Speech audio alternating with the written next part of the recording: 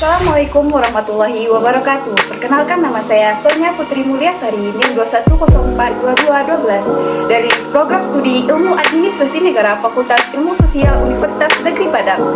Tujuan saya membuat video ini untuk memenuhi salah satu tugas mata kuliah Sistem Hukum Indonesia dengan dosen pengampu Yulia Hanoselina SIP MA.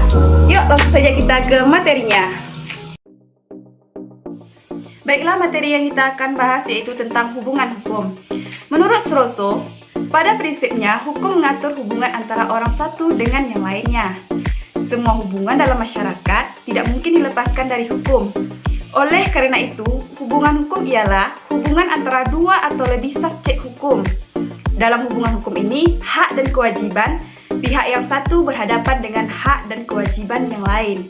Sedangkan, menurut Ishak, hubungan hukum adalah setiap hubungan yang terjadi antara dua subjek hukum atau lebih di mana hak dan kewajiban di satu pihak berhadapan dengan hak dan kewajiban yang lain.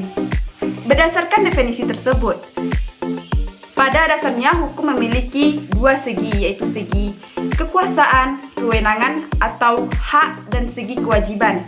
Hak dan kewajiban ini timbul akibat adanya suatu peristiwa yang tercantum dalam pasal 1457 KUH Perdata tentang perikatan yang timbul akibat adanya suatu perjanjian.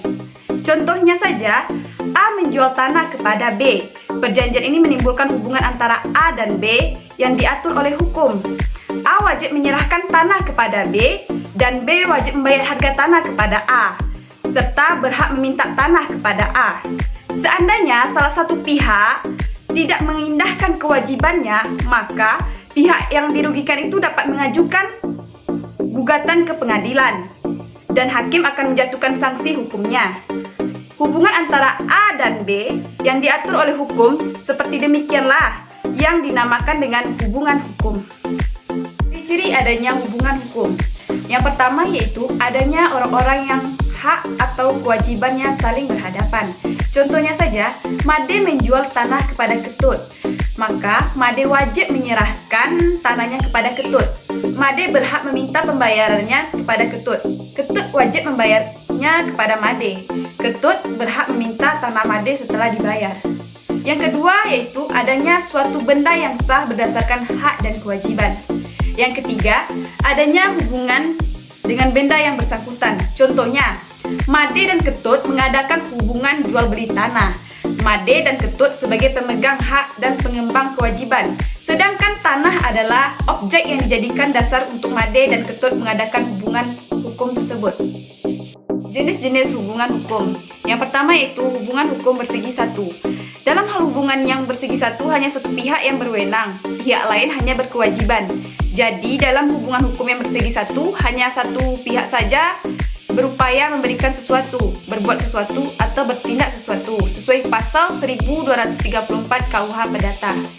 Selanjutnya yaitu hubungan hukum bersegi dua. Contohnya saja yaitu dalam suatu perjanjian jual beli, kedua belah pihak berwenang atau berhak meminta sesuatu dari pihak lain. Tetapi sebaliknya, kedua belah pihak juga berkewajiban untuk memberikan sesuatu kepada pihak yang lain sesuai dengan pasal 1457 KUH Perdata. Yang ketiga yaitu hubungan antara satu subjek dengan semua subjek hukum lainnya, yaitu hubungan antara subjek hukum dengan subjek hukum lainnya, yaitu hubungan terhadap dalam hak milik. Syarat hubungan hukum yaitu adanya dasar hukum. Maksudnya, peraturan-peraturan hukum yang mengatur hubungan hukum tersebut dan harus menimbulkan peristiwa hukum. Contohnya saja, Iwan dan Tono mengadakan perjanjian jual beli tanah. Dasar hukumnya yaitu pasal 1474 dan pasal 1513 KUH Perdata.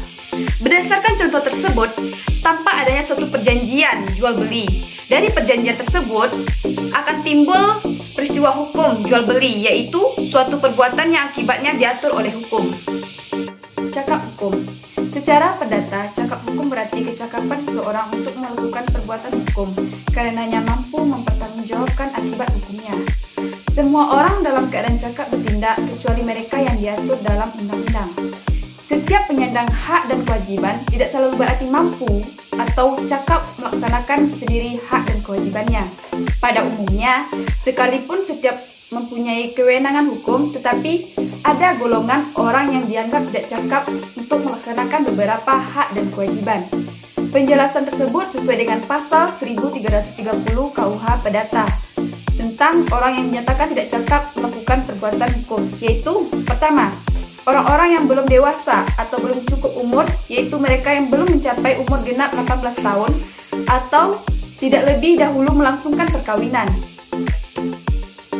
Yang kedua,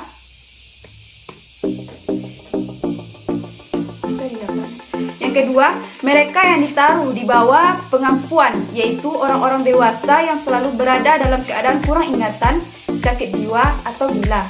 Materi selanjutnya tentang kewenangan berhak. Berdasarkan hukum perdata, setiap orang memiliki hak yang sama, serta setiap orang memiliki wewenang untuk berhak. Setiap orang mempunyai kewenangan berhak karena dalam hukum, sanksi hanya berlaku atau diterapkan dalam kewajiban, bukan pada hak. Orang yang tidak melaksanakan kewajibannya akan mendapatkan sanksi, sedangkan orang yang melaksanakan tidak akan mendapatkan sanksi. Setiap orang memiliki kewenangan berhak sejak ia lahir, bahkan sejak ia berada dalam kandungan, asalkan ia lahir hidup apabila kepentingannya menghendaki, sesuai pasal 2 KUH Perdata. Kewenangan berhak tidak dapat dihilangkan atau ditiadakan oleh suatu hubungan apapun, sesuai dengan pasal 3 KUH Perdata. Itulah pemaparan materi dari saya. Apabila ada kata-kata yang salah, saya mohon maaf. Saya Sonya Putri Mulyasari pamit undur diri. Assalamualaikum warahmatullahi wabarakatuh.